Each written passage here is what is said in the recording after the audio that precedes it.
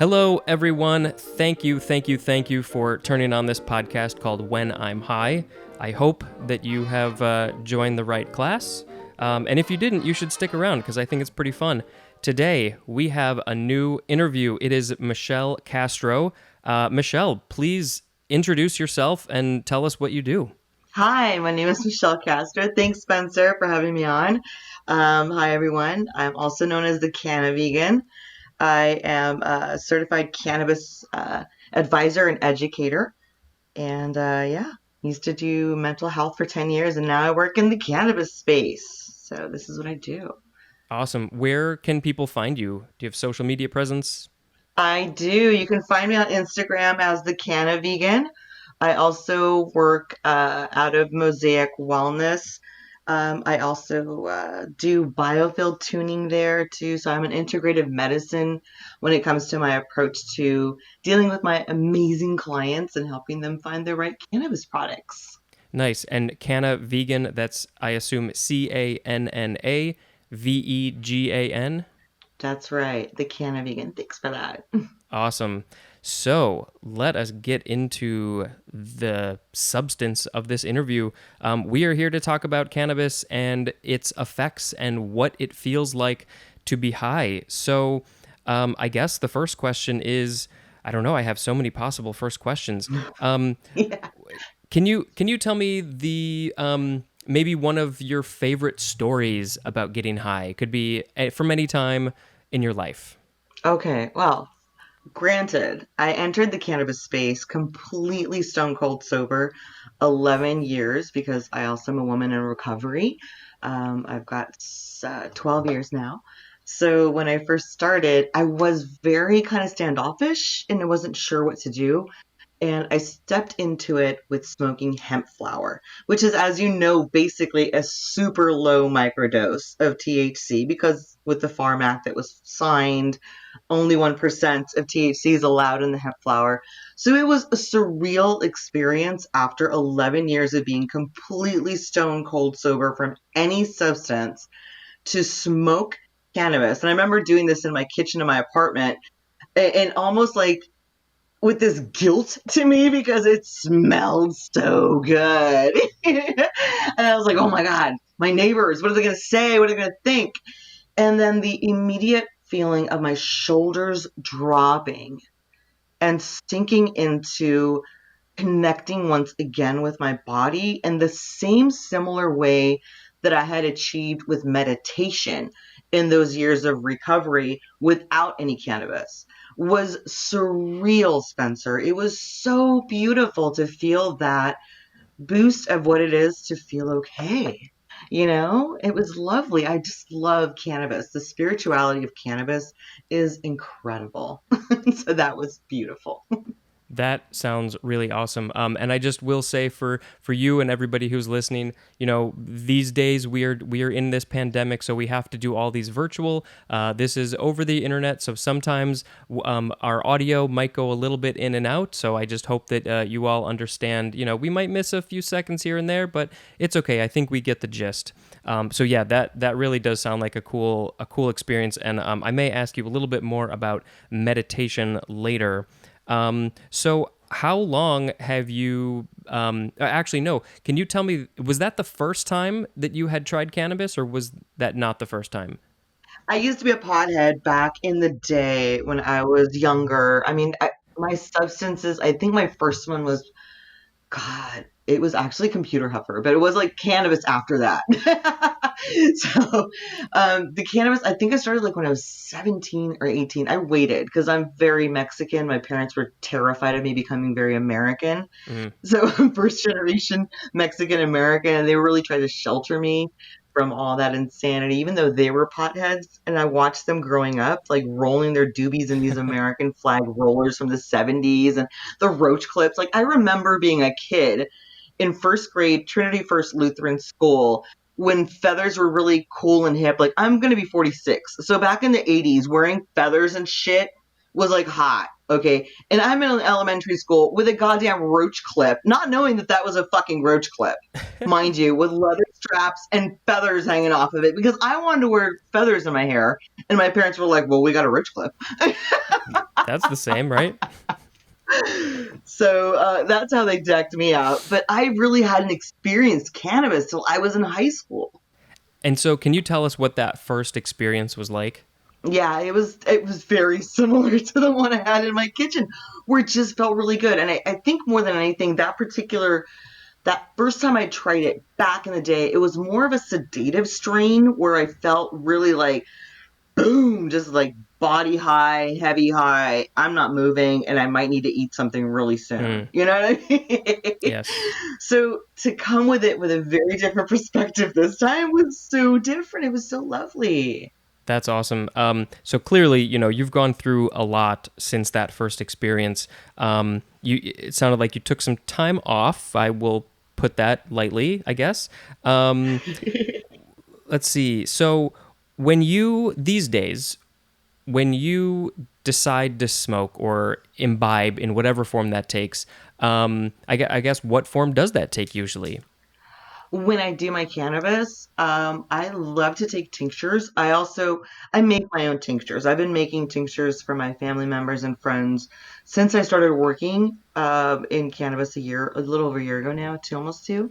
So yeah, I've been making them. I started studying about the incredible medical benefits of cannabis when I started working with Karen at Mosaic, because that's just my nature as an intellect. I love to learn and I nerd out on shit that I think is amazing to help people. And cannabis is hell yeah on helping people.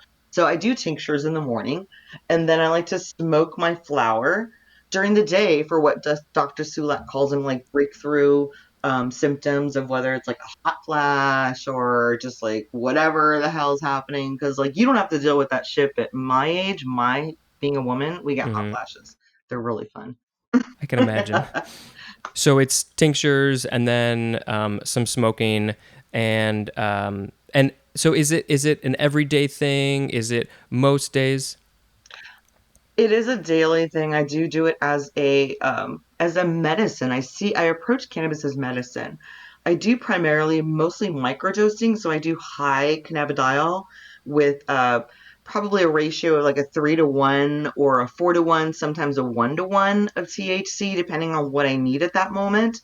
So I just tend to find that that seems to have me in a good headspace where I can still adult and show up and have the relief that cannabis offers us as a plant medicine, you know?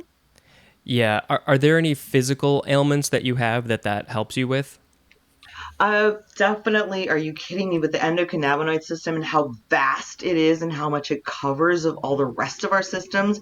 I have noticed tremendous improvement in my hormones. I am a low thyroid. I have low thyroidism, and I got diagnosed with that when I was back in treatment in Mexico Mm. for for alcoholism, and that was over 11 years ago. And I had been put on medication for it and slowly was titrating down through becoming vegan and through becoming adapting like Bikram yoga into my routine and just getting healthier. But my endocannabinoid system had not been really addressed until I began to incorporate cannabis. So that was one thing that definitely helped. So that was wonderful. And then I also noticed that my acne, because I always dealt with acne because it tends to correlate with the thyroid, hormonal acne. So the sebum production greatly reduced because of the CB1 receptors and the CB2 receptors getting stimulated by the cannabis. It just balanced everything out. And I also noticed that my body weight just became much more efficient. My metabolism became much more efficient, which is something that a lot of women my age struggle with. Mm.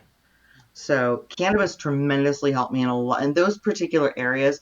And things like, the hot flashes or the sleeping every so often gets difficult. And cannabis really helps me with that. Nice. You mentioned that you have low thyroid. What do you know? What it is doing? What the cannabis is doing to your system to help symptoms of that? Well, because we have an abundance, I nerd out on this shit. So if I go down the rabbit hole, brother, pull me back out, okay? We have such an abundance of cannabinoid receptors in our body.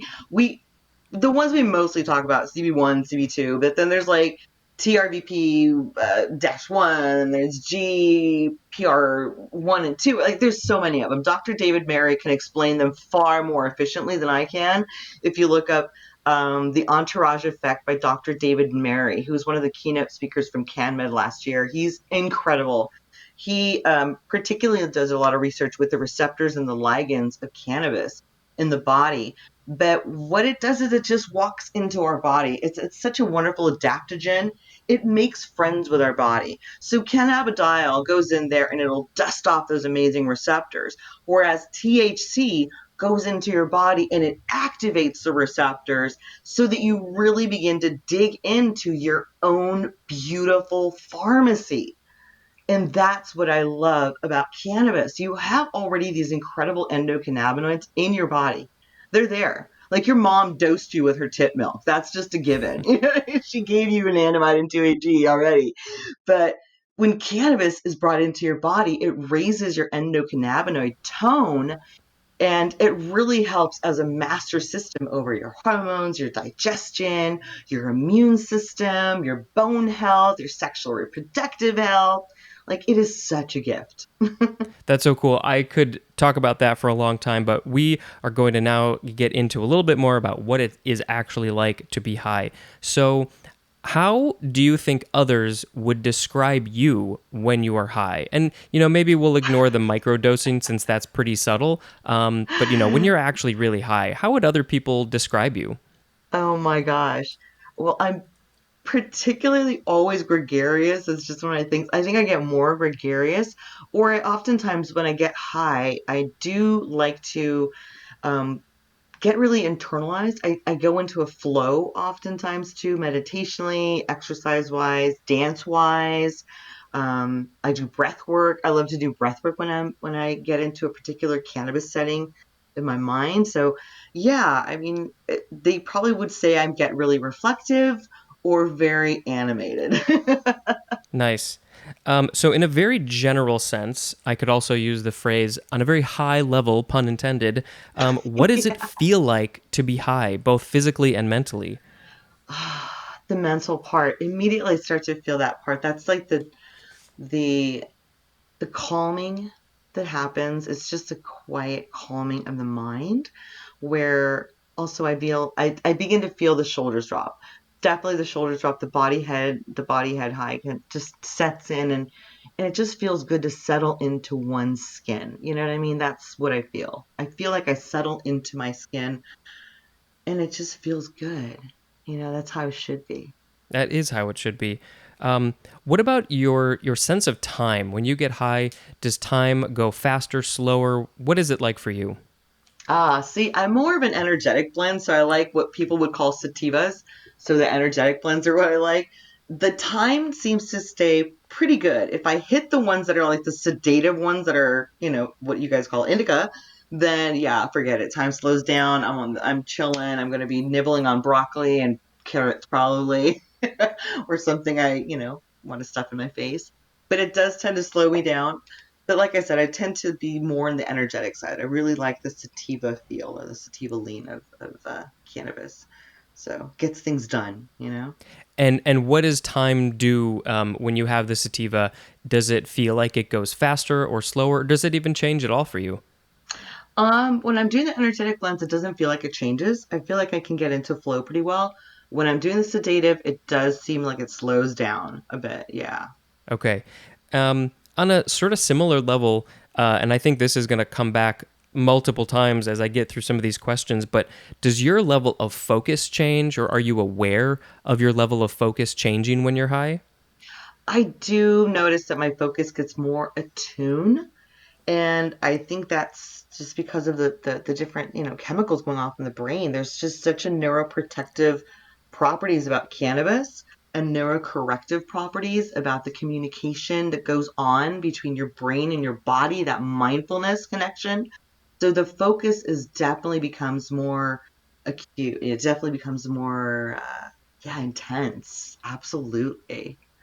Do you have any specific memories of when you were super focused in on something? Gosh, I would say, well, I actually had a really great plant medicine purge yesterday because I work with as a healer. So I do these periodic plant purges with plant medicine where I'll approach a plant and I really get into that moment. Like yesterday, a lot of my plant purge was prayer because I do Native American prayer as an offering for the people that I serve and also as instructed by my medicine man. So cannabis was something that I brought into that ritual that I started doing more often. And I do feel like I truly do sink in deeper in rhythm to the musical instruments I use to bring on that meditative state. Like I use didgeridoo and I use the grounding drum. I use my Aztec rattle. I have Navajo rattle. And it seems like when I blend cannabis into it and hemp, it really, really brings me deeper rooted into our Mother Earth. That's what I feel like, you know? Yeah, I like that. I've actually played a little bit of the didgeridoo in my younger years, which is such a funny phrase to say. But yeah, it's definitely one of those instruments that's very earthy and connected to the planet. It sounds like you get kind of creative Yeah. with what you're doing. How does your creativity change when you are high, or does it? I think it becomes more enhanced because I believe cannabis, what I learned about it, and this is from just from years ago when I used to love, obviously being the stoner I was, cannabis was written about by Lord Shiva in the Vedas, and he called it Bong. He created a drink, Bhang, and it was like, ghee, or I think it was actually cow's milk and turmeric and cannabis, and he would drink that before he did yoga. Not ghee. Ghee would be horrible. That's butter. But yeah, so he would drink that before he did yoga because he found that cannabis opens the crown chakra, right? So that's the chakra on the top of our head, and that's our beautiful creativity. That's our center of our connecting all the way with the ether and that around us. So I do feel that cannabis, when I smoke it and I'm doing my rituals or when I'm creating art, I feel more in tune because I feel that that chakra is more open. It's a little bit more receptive. That's cool. You mentioned Bong. Side note: I have a another podcast called The Dictionary. I may have mentioned it earlier in an episode in this podcast, and not too long ago, I actually came across this word Bong, Yeah. Bhang, which I had never heard of before, and so I learned it. That was really cool. Have you ever had any? Have you made any? Do you have experience, personal experience with that? I haven't. I don't do cow milk. I'm not a cow. When I call my mom, she says hi. She doesn't go moo.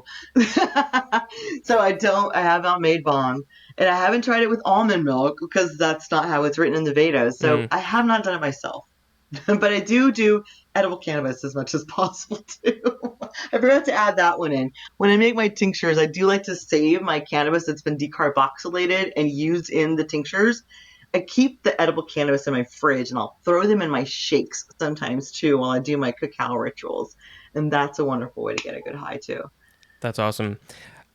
Switching gears a little bit, this is another sort of typical thing that people say about people who use or smoke cannabis. How is your memory when you're high? Ah, see, that's one of the gifts of it. It's supposed to give you a little bit of like, meh, meh, little blank spaces because that's just what it does when you have a high, relaxing or sedative cannabis. It does that. It stimulates those parts of the brain of the hypothalamus and the hippocampus and all this. So it does kind of numb those out a little bit, which is why it helps people with PTSD. But when it comes to my energetic blends that I like, I think my memory does get affected if I overcross the mark.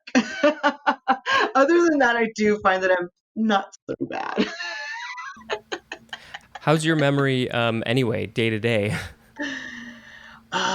See, not too bad. It's not too bad. I'm good about taking like a lot of my functional mushrooms and the other natural foods that help boost our endocannabinoid system, like flax and chia and hemp seeds, and all of those guys have really good high fat and omegas for your brain. So those help with against kind of like the memory loss.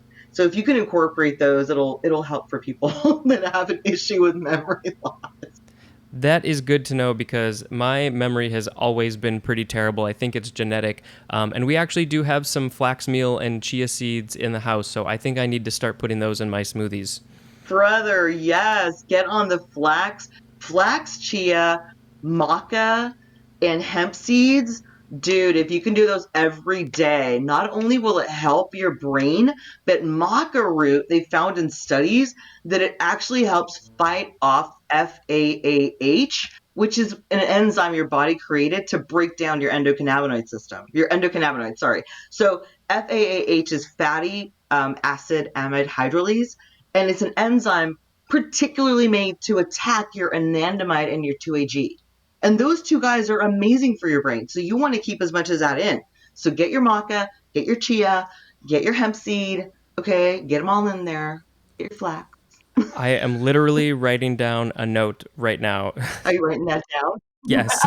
um, so If you go to my page on Instagram, you can actually find the recipe. It's on my page on Instagram. Just look up, there's a picture of me holding a shake and the ingredients on the side. So you just click on that and you'll see all of the ingredients, and it gives you a little understanding about why those ingredients are good to have. I literally make that in a shake as a base every day. And it has been a fucking game changer. Because again, maca also helps with your hormones, right? So again, you're just only helping raise your endocannabinoid tone when you bring those beautiful foods into your diet. I love it. Good to know for myself and obviously for all you listeners out there. If you want to boost that endocannabinoid system in your body and just make yourself healthier, you should think about this and Yeah. definitely follow her on Instagram for more tips and tricks. So we are going to end part 1 of Michelle's interview there. Thank you very much for listening. I will repeat all the same things that I have to repeat all the time, which are please go rate and review this, especially on Apple. If you have the ability, please share it with everybody you know, because you know that they probably want to hear this. Subscribe if you aren't already subscribed. I don't know why people don't do that, but yeah, go do that. If you want to throw me a few bucks so it makes it easier for me to pay for hosting services, you can join the Patreon. I think the lowest is $1 or $2 a month, and you get episodes early and maybe some other stuff. But I think that is all I'm going to say today. Thank you very much, and next week you can enjoy the second part of Michelle's interview. Thank you, and insert sign off here. Goodbye.